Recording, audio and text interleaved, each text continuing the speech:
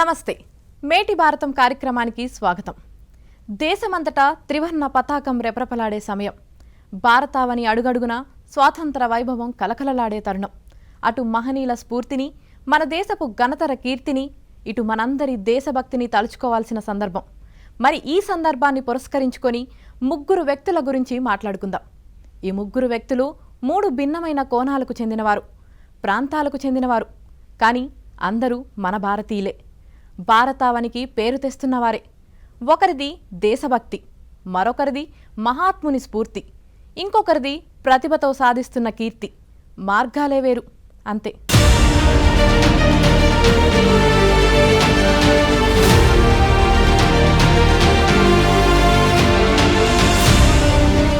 ఆయనొక తాపీ మేస్త్రి, కానీ ఆయనకు అపారమైన దేశభక్తి. తన వృత్తిని భక్తిని కలిపి ఒక నిర్మాణం చేయాలనుకున్నాడు. అంతే, ఏకంగా భారత మాతకే ఆలయాన్ని నిర్మించి తన అభిరుచిని చాటుకున్నారు. ఉభయ గోదావరి జిల్లాల్లోనే మొదటిసారిగా నేషనల్ ఫ్లాగ్ టవర్ పేరుతో నిర్మించిన ఆ ఆలయం ప్రత్యేకతను సంతరించుకుంది. వడ్డీ సుబ్బారావు పేరు, ఆయన దేశభక్తి ప్రపంచవ్యాప్తమైంది.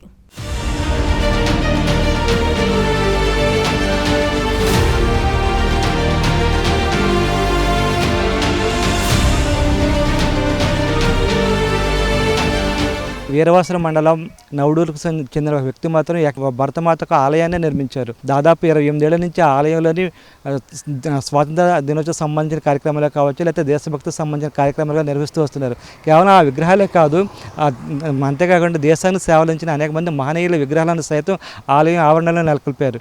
ఇంతకీ ఆ ఆలయం ఎక్కడ ఉంది, దాని విశేషాలు ఏంటి తెలుసుకుందాం అనుకుంటారా? రండి, అదేదో మనం చూద్దాం.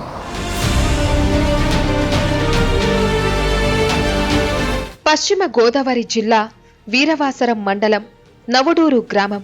ఆ గ్రామం పేరు పెద్దగా ఎవరికీ తెలియకపోవచ్చు, కానీ భారత్మాత ఆలయం ఉన్న ఊరు అంటే అందరికీ టక్కున గుర్తుకొస్తుంది.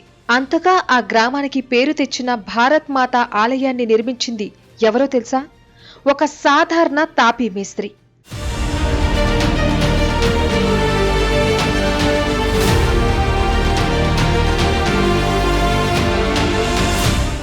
నవడూరు గ్రామానికి చెందిన వడ్డీ సుబ్బారావు అనే వ్యక్తి తాపీ పనులు చేస్తుంటారు. దేశభక్తి మెండుగా ఉన్న ఆయనకు దేశం కోసం ఏమైనా చేయాలనుకున్నారు. ఆ సమయంలో మన దేశానికి స్వాతంత్ర్యం వచ్చి 50 ఏళ్లు పూర్తి కావడంతో 1997లో దేశవ్యాప్తంగా స్వర్ణోత్సవ వేడుకలు నిర్వహించారు. దానిని స్ఫూర్తిగా తీసుకున్న వడ్డీ సుబ్బారావు స్వగ్రామంలో నేషనల్ ఫ్లాగ్ టవర్ పేరు మీద భారతమాత ఆలయాన్ని కట్టాలని నిర్ణయించారు. నా పేరు వడ్డీ సుబ్బారావు అండి. నా వృత్తి తాపీ పని. మాది నవడూరు జంక్షన్, వీరవాసరం మండలం, పశ్చిమ గోదావరి జిల్లా. 50 సంవత్సరాల స్వతంత్రం వచ్చిన సందర్భంగా ఒక మంచి స్తూపం కట్టాలి ఢిల్లీలో అని తీర్మానం చేశారు.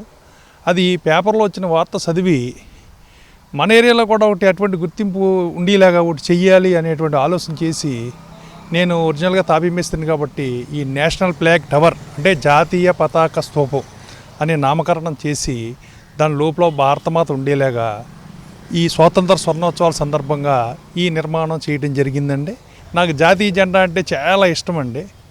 ఆ ఇష్టం మీద జాతీయ జెండాకి ఏదో చెయ్యాలి అనేటువంటి ఒక భావంతో నాకున్న తాపీ పని ఆసరా చేసుకుని ఈ యొక్క కార్యక్రమం చేయటం జరిగిందండి. ఆర్థికంగా అంత మెరుగైన స్థితి కానప్పటికీ ఎవరిని ఆశించకుండా ఆలయాన్ని నిర్మించారు. దీనికి స్థానిక ప్రజలు కూడా కొంత సహకారం అందించారు. అప్పటి నుంచి ప్రతి ఏడాది దేశానికి సంబంధించిన ప్రతి కార్యక్రమాన్ని నిర్వహిస్తూ వచ్చారు. చాలా చిన్న ఫ్యామిలీ నుంచి వచ్చి దేశభక్తి మీద చాలా ఇంట్రెస్ట్ తీసుకుని, ఎవరో కూడా నా ఉద్యోగం నా వ్యాపారం అనుకునే టైంలో ఈ దేశం కోసం ప్రజల్లోని పిల్లల్లోని ఒక దేశభక్తిని నెలకొల్పాలనే ఉద్దేశంతో ఏర్పాటు చేశాడు. ఇది పిల్లలకి దేశభక్తి వాళ్ళకి ఎవరికి తెలియదు. దేశభక్తి గురించి మనం స్కూల్లో చెప్పేదే తప్ప ఇట్లాంటి విగ్రహాల్లో చూడటం వల్ల వాళ్ళలో కూడా దేశం మీద ఒక మంచి గుర్తింపు భక్తి కలిగి వాళ్ళు కూడా ఇట్లాంటి నాయకులుగా తయారవడానికి వాళ్ళలో కూడా ప్రేరణ కలుగుతుందని నా ఉద్దేశం. ఆలయం వద్ద కేవలం భారత్ మాత విగ్రహాన్నే కాకుండా దేశానికి సంబంధించిన మహనీయుల విగ్రహాలను నెలకొల్పారు. ఆలయ ప్రాంగణంలో మహాత్మా గాంధీ, మాజీ రాష్ట్రపతి అబ్దుల్ కలాం, స్వామి వివేకానంద, నేతాజీ సుభాష్ చంద్రబోస్, బిఆర్ అంబేద్కర్, జ్యోతిరావు పూలే, అల్లూరి సీతారామరాజు, దేశ మొట్టమొదటి chief of defence staff Bipin Rawat విగ్రహాలను నెలకొల్పారు. మహాత్మా గాంధీ 150వ జయంతి సందర్భంగా 2018-19 ఒక సంవత్సరం గాంధీ వారోత్సవాలు చేసామన్నమాట. సంవత్సరం అన్ని స్కూళ్ళకి ఆ విగ్రహం తిప్పి ఆఖరిని 2019 అక్టోబర్ 2న ఆయన అక్కడ ఆవిష్కరణ చేసామంటే డాక్టర్ బిఆర్ అంబేద్కర్, మహాత్మా పూలే, సుభాష్ చంద్రబోస్, అల్లూరి సీతారామరాజు ఈ 4 విగ్రహాలు కూడా భారతదేశానికి స్వతంత్రం వచ్చి 75 సంవత్సరాలు అయిన సందర్భంగా ఒకటేదో ప్రత్యేకించి చేయాలని చెప్పేసి సంకల్పంతో మళ్ళీ ఆ 4 విగ్రహాలు ఆజాద్గా అమృత మహోత్సవ్ కార్యక్రమంలో ఈ కార్యక్రమం ఏర్పాటు చేసి ఆ 4 విగ్రహాలు ఆవిష్కరించడం జరిగిందండి. భారత్ మాత విగ్రహాన్ని నత్తా రామేశ్వరరావులోని ప్రముఖ శిల్పులు ఉడయార్ సోదరులు తయారు చేయగా మిగిలిన విగ్రహాలను తణుకు మండలం దువ్వలో తయారు చేయించారు.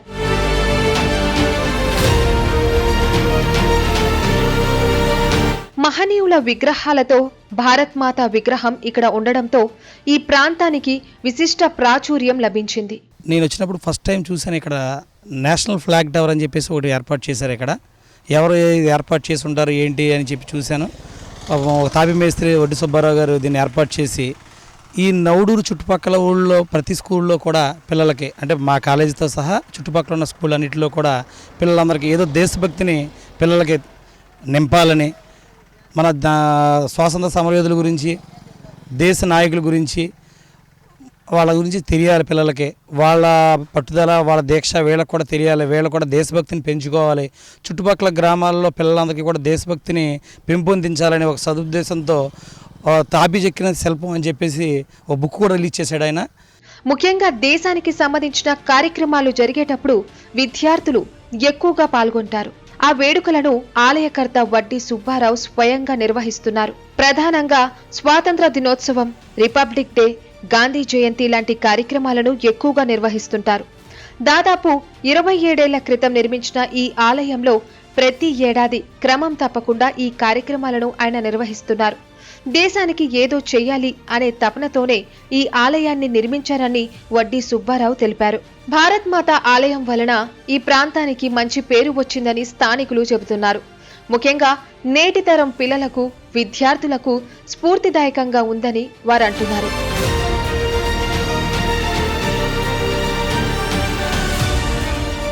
భగవంతుడు ఎక్కడున్నాడు అంటే అంతటా ఉన్నాడు, అందరిలోనూ ఉన్నాడు అంటారు. కానీ భగవంతుడి గుణగణాలు అర్థం చేసుకొని ఆచరిస్తే మానవుడే మహాత్ముడు, దేవుడు అవుతాడు. శాంతి, అహింస, సత్యాగ్రహం అనే ఆయుధాలతో భారతమాత సంఖ్యలు తెంచిన బాపూజీని భారతదేశ ప్రజలందరూ తలుచుకుంటారు, కొలుచుకుంటారు. ఆయనని జెండా వందనం రోజున పూజించడం కూడా పరిపాటి. కానీ గాంధీజీకి ప్రత్యేకంగా గుడి కట్టి భక్తి శ్రద్ధలతో నిత్య పూజలు చేయడం ఎక్కడైనా చూశారా? వందే బాపు, వందే గాంధీ అంటూ నామజపం చేయడం విన్నారా? అదిగో నల్గొండ జిల్లాలో గాంధీకి గుడి కట్టి అదే చేస్తున్నారు, చూడండి.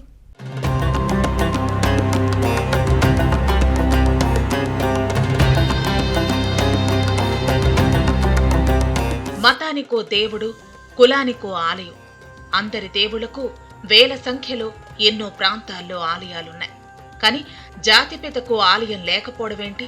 శాంతిదూతగా కోట్లాది మంది భారతీయులను అహింసా మార్గాన స్వాతంత్ర సంగ్రామంలో ముందుకు నడిపిన బాపూజీని ఎవరూ పట్టించుకోవటం లేదనే ఆవేదన ఓ స్వచ్ఛంద సంస్థ మదిని తలచింది.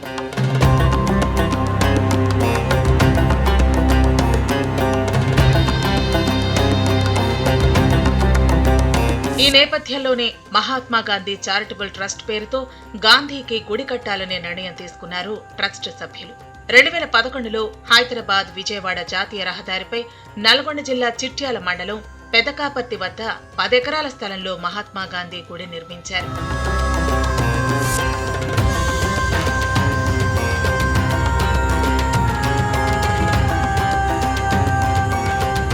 ఈ ఆలయం ముందు 32 అడుగుల ధ్వజస్తంభం ఉంటుంది. ఆలయాల్లో నంది విగ్రహం ఉండే చోట ఇక్కడ అశోక ధర్మచక్రం నిర్మించారు. ఇక్కడ గొప్ప విశేషం ఏంటంటే ఏ ఆలయంలో చూసినా పంచభూతాల పేర్లు మాత్రమే కనపడతాయి. కానీ ఈ ఆలయంలో మాత్రం పంచభూతాల ప్రతిమలు కూడా దర్శనమిస్తాయి.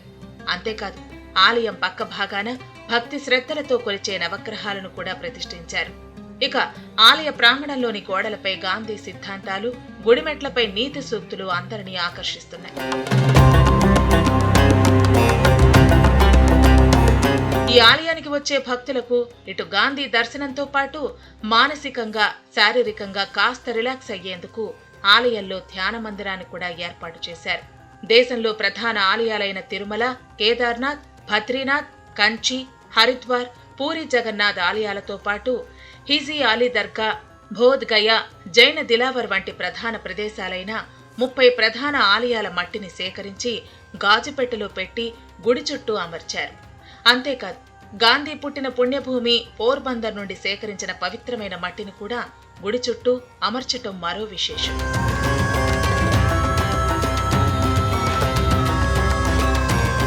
గాంధీ గుడికి వచ్చే భక్తులు మహాత్మా గాంధీని మనసారా దర్శించుకుని గుడి చుట్టూ అమర్చిన మట్టిని తాకుతూ పునీతులవుతున్నారు. ఇక ఆలయ గర్భగుడి వెనకాల అన్ని మతాలకు చెందిన పవిత్ర గ్రంథాలు అన్ని మతాల భక్తులను మంత్రముగ్ధులను చేస్తున్నాయి. ఇక పూజల అనంతరం భక్తులకు డ్రై ఫ్రూట్స్ తో చేసిన ప్రసాదం అందించడం ఈ ఆలయం ప్రత్యేకత. ఈ ఆలయంలో జైన దిలావర్లో ఉపయోగించే ఘంటానాదం కూడా ఉంది. అయితే ఈ ఘంటానాదంను సుత్తితో కొట్టినప్పుడల్లా ఓం అనే శబ్దంతో గుడి ప్రాంగణమంతా మార్మోగటం విశేషం. మహాత్మా గాంధీ గుడిలో ఒక ప్రత్యేకత ఉంది. సాధారణంగా ఏ గుడిలో అయినా ఘంటానాదం ఉంటుంది, కానీ ఇక్కడ మాత్రం జైన దిలావర్లో ఉపయోగించే ఒక ఘంటానాదం ఉంటుంది. ఈ ఘంటానాదాన్ని ఇలా మోగించినప్పుడు ఓం అనే శబ్దం రావడం ఈ ఆలయంలో ఉన్నటువంటి ప్రత్యేకత. ఒకసారి మనం కూడా పరిశీలిద్దాం.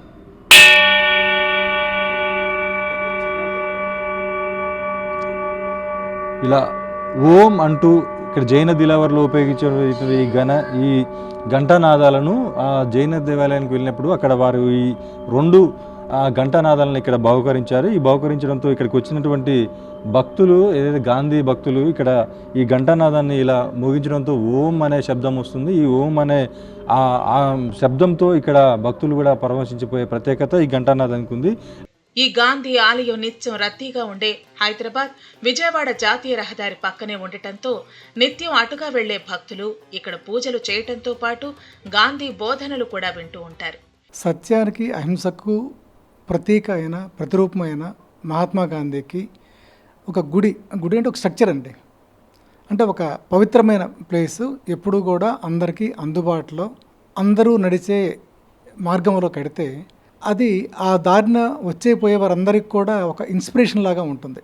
ఇప్పుడు హైదరాబాద్ విజయవాడ రోడ్లో రోజుకు దాదాపు 40,000 వెహికల్స్ తిరుగుతుంటాయి.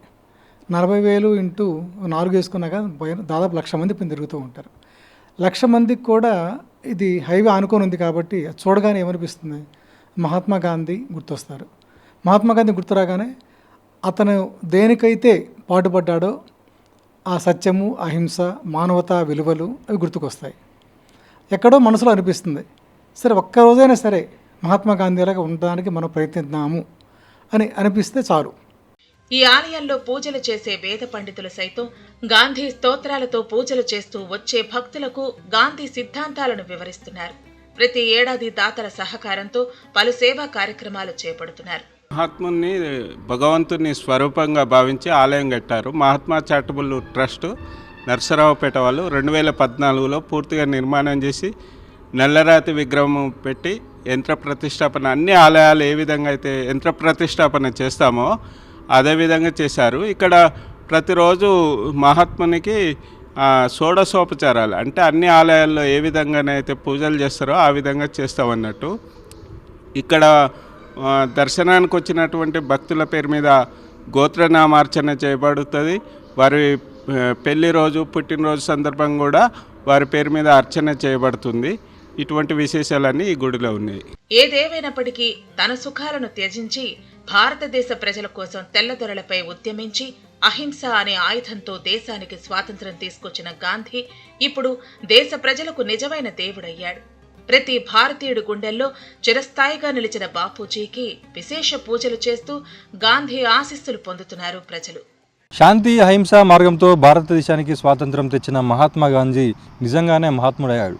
మహాత్మా గాంధీకి గుడి కట్టడంతో ఇక్కడ నిత్య ప్రజల పూజలు అందుకుంటూ వారికి ఆశీర్వాదం అందజేస్తూ వారి గుండెల్లో చిరస్థాయిగా నిలిచిపోయాడు. ఒకరిలో ఒక టాలెంట్ ఉంటేనే దాన్ని ఎంతో గొప్పగా చెప్పుకుంటాం. అనేక టాలెంట్స్ ఉంటే అది మరింత గొప్పగా చెప్పుకోవచ్చు. మరి ఆ టాలెంట్స్ అన్నిటినీ చిన్న వయసులోనే ప్రదర్శిస్తే అది మరింత గర్వకారణమవుతుంది. చిన్న వయసు నుంచే మల్టీ టాలెంటెడ్గా గుర్తింపు తెచ్చుకుంది సింధు సురపనేని. 15 ఏళ్ల అమ్మాయి వయసులోనే తనలోని ఎన్నో ప్రతిభా కోణాలు చూపించింది. ఇంటర్నేషనల్ స్టోరీ టెల్లర్గానే కాదు, ఇంకెన్నో రకాలుగా పేరు తెచ్చుకుంది. 2 సార్లు టెడెక్స్ స్టేజ్ మీద ప్రసంగాలు చేసే అవకాశం పొందిందంటే ఆమె గుర్తింపు గురించి ప్రత్యేకంగా చెప్పక్కర్లేదు. విదేశాల్లో భారతీయ ప్రతిభను చాటుతున్న సింధు గురించి స్వాతంత్ర దినోత్సవ సందర్భంగా గుర్తు చేసుకోవడం అసందర్భం కాబోదు.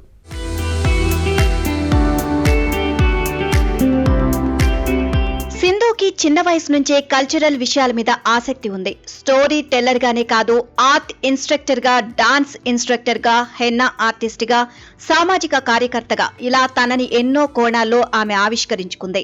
My journey started when I was 11 years old. During COVID in 2020, I had a lot of free time, so that's when I started doing artwork, and then I noticed that all the other kids are bored, so I started teaching to others. And then eventually I realized I could make money from that. So I started charging a small fee and sold my big art paintings. And from that I was able to make over $22,000 that I donated to organizations that support the homeless and low-income families so that I can do my part in making a difference. But right now I'm doing more of my henna business rather than like teaching the art classes because I'm a little busy now. And I do henna for private events and public events, community events, and the money I make towards that is kind of what I donate. And then I also do a lot of tutoring, like math tutoring and ELA tutoring for kids, and that's kind of what's taking up my time this summer.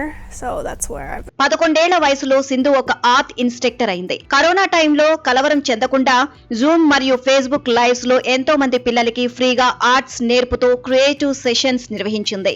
Work షాపులు నిర్వహించడం, తయారు చేసిన కళాకృతుల్ని విక్రయించడం, తద్వారా వచ్చిన డబ్బును తక్కువ ఆదాయం ఉన్న కుటుంబాలకి, నిరాశ్రయులకి విరాళంగా ఇవ్వడం, ఇది ఆమె చేస్తున్న సేవ. క్లాసెస్ చెప్పి $10 it helps, but it doesn't add up big kada. So tanu em chesindi, let me paint on a big canvas and sell it to organizations like corporations and stuff. So em chesindi pedda art painting chesi auction pethe City of Liberty Lake mem unde city vallu wall konnaru mata. It's like $2,500. So that kick started her. So wall konnaka she made more. Then she went and talked to banks, hospitals. So వాళ్ళందరూ పెద్ద orders ఇచ్చారు because she's donating it back. So they bought all the art work for all their locations. సో మనం అనుకుంటాం ఏమో అవుతుందా అవ్వదా అని డౌట్ ఉంటుంది, కానీ you should try, then only you'll know. Because going in she didn't know how much, అంటే ఎంత అమ్ముతాను ఏమీ అది తెలియదు కదా. లెట్స్ ట్రై అంటేసరికి అలా అలా సపోర్ట్ వచ్చి పెరుగుకుంటూ lot of people bought her art. నిరాశ్రయులకు సపోర్ట్ అందించే స్థానిక స్వచ్ఛంద సంస్థలకు $25,000 పైగా ఆమె విరాళాలు ఇవ్వడం జరిగింది. ఇవ్వాలన్న మనసుంటే డబ్బనే కాదు, మన టైంని కూడా విరాళంగా ఇవ్వచ్చు. ఆర్ట్ ప్రోగ్రాంలు లేని పాఠశాలలో ఆర్ట్ పాఠాలు బోధించడం ఆమె నిత్యం అందించే సేవ. ఉక్రెయిన్ శరణార్థుల కోసం మంచి మెసేజ్లతో వేలాది కార్డులు క్రియేట్ చేసి వారికి మానసిక బలాన్ని అందించడంలో కృషి చేసింది Sindhu. Sindhu imaginations to creation అనే సంస్థని స్థాపించింది. ఎవ్రీబడి ఈజ్ లవ్డ్ హియర్ అనే పేరుతో ఈమె చేసిన ప్రాజెక్ట్ ని వాషింగ్టన్, ఇడాహు, న్యూయార్క్ లలోని 22 పాఠశాలలో సంస్థల వారు స్వాగతించారు. భూమిని ఒక హృదయంలా చూపించే ఈ సిల్ హౌట్ ని అనేక చిన్న చిన్న సిల్ హౌట్లతో తయారు చేశారు. ఇది ఎంతో స్ఫూర్తిదాయకమైన చిత్రంగా పేరు పొందింది. If you really want to do something, I think anyone's capable of it, and for me I just want to help other people, and that's what I want to do right now. And that's just kind of how I see it. Like if I want to help others, then I can do that, and I have the opportunity to be able to do that. And I want to inspire others to realize that they even have the opportunities. If they want to donate money or their time to anywhere to help others, then they can do that. And if they don't have the money, they can make that money and choose to donate it if they'd like. Sindhu చేసిన స్వచ్ఛంద సేవ చిన్న వయసులోనే ఆమెకు ఎన్నో గౌరవాలు తెచ్చిపెట్టింది. 2 సార్లు gold presidential volunteer service award, young women leader title, the spoken young philanthropy award, social advocacy award, ఇంకా the most inspirational youth award, ఇలా ఎన్నిటినో ఆమె సంపాదించింది. స్పోకెన్ ఆర్ట్స్ అవార్డ్ కు నామినేట్ అయిన అతి పిన్న వయస్కురాలు సింధు. 12 సంవత్సరాల వయసులోనే ఆమెకు ఆ గుర్తింపు వచ్చింది. I got that award in February of 2024, and it was a Young Woman of Achievement Award, so it was 6 different awards given to women in the community who are doing good, and I was the youth nominee, the youngest one to get nominated and awarded, and it was a really cool experience to be there and show people that your age doesn't stop you from doing anything you want in life. Sindhu ఆమె సేవల్ని local international media channels ఎన్నో cover చేశారు. ఇక YWCA spoken సంస్థ ఈ ఏడాది సింధుకి young women award ఇచ్చి సత్కరించింది.